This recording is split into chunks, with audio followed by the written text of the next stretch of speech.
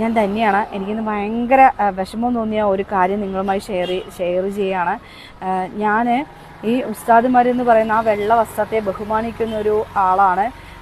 കാരണം അങ്ങനെ ബഹുമാനിക്കാൻ പഠിപ്പിച്ചത് ബഹുമാനപ്പെട്ട കാന്തപുരം ഉസ്താദാണ്. അപ്പോൾ ഉസ്താദിനെ കാണാനായിട്ട് ഞാൻ പല പ്രാവശ്യം ശ്രമിച്ചിരുന്നു. പക്ഷേ എനിക്ക് കിട്ടിയൊരു അവസരം എന്ന് പറയുന്നത് ഹസനിയ പള്ളിയിലേക്ക് വന്ന സമയത്ത് അവിടുത്തെ ആ ഒരു വേദിയിൽ അല്ലെങ്കിൽ അവിടുത്തെ ഒരു പരിപാടിയിൽ ഞാൻ അദ്ദേഹത്തിനെ കണ്ടു. അതും ട്രാൻസ്ഫോമറിനെ ഇടയിലൂടെയാണ് ഞാൻ കണ്ടത്. നേരിട്ട് പോയി കാണണമെന്ന് വാശി പിടിക്കുകയോ അല്ലെങ്കിൽ അദ്ദേഹത്തിന് അടുത്ത് നിന്നിട്ട് ഒരു സെൽഫി എടുക്കണമെന്നോ അങ്ങനെയൊന്നും ഞാൻ ഇന്നുവരെ ആഗ്രഹിച്ചിട്ടില്ല. എനിക്ക് ആളെ ഉസ്താദിനെ, ഞാൻ സ്നേഹിക്കുന്ന ബഹുമാനിക്കുന്ന ഉസ്താദിനെ ഒന്ന് കാണണമെന്ന് മാത്രമേ ഞാൻ ആഗ്രഹിച്ചിട്ടുള്ളൂ.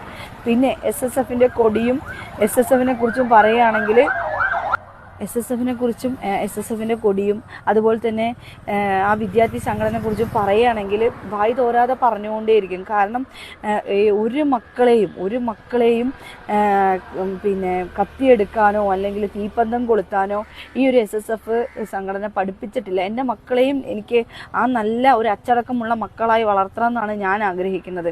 അതുകൊണ്ട് ഞാൻ കുറച്ച് ആവേശത്തോടു കൂടിയിട്ട് എല്ലാവർക്കും വിപ്ലവം എന്ന് പറയുമ്പോൾ പിന്നെ എന്താ പറയുക, കത്തിക്കുത്തും തെറി വിളിച്ചും അങ്ങനെയൊക്കെ ചെയ്യുന്ന വിപ്ലവമല്ല ഇവിടെ വിദ്യാഭ്യാസം കൊണ്ടും അതുപോലെ കലകൾ കൊണ്ടും അവരവരുടെ ഓരോ മക്കളുടെ കലകളെ ചേർത്ത് പിടിക്കുന്ന ഒരു കാര്യമാണ് ഈ സാഹിത്യോത്സവം അല്ലെങ്കിൽ SSFന് ഒരുപാട് ലക്ഷങ്ങളുണ്ട്. 25 വയസ്സ് മാത്രം പ്രായമുള്ള മക്കളാണ് ഈ SSFിലുള്ളത്. SYS എന്ന് പറയുമ്പോൾ അതിൽ കൂടുതലുള്ള ആളുകൾ സാന്ത്വനം ഒരുപാട് ആളുകൾക്ക് തണലായും താങ്ങായി നിൽക്കുന്നതാണ് SYS. ഇതൊക്കെ നമ്മളൊന്നും അറിയാണ്ടെന്നല്ലേ വീഡിയോ ചെയ്യുന്നത്. ഇനിയിപ്പം എല്ലാം ഒരു കഥ പോലെ പറയണമെന്ന് എനിക്കില്ല. പക്ഷേ ഇതൊരു ഷോർട്ടായിട്ട് ഞാൻ ഇടുന്നതെന്ന് വെച്ച് കഴിഞ്ഞാൽ ആ വെള്ള വസ്ത്രത്തെ ഞാൻ ബഹുമാനിക്കുന്നു. ആ വെള്ള വസ്ത്രധാരികൾ തന്നെ എന്താ പറയുക, എന്തോ ഒരു നെഗറ്റീവായിട്ട് സംസാരിച്ചതുപോലെ എനിക്ക് ഫീൽ ചെയ്തു.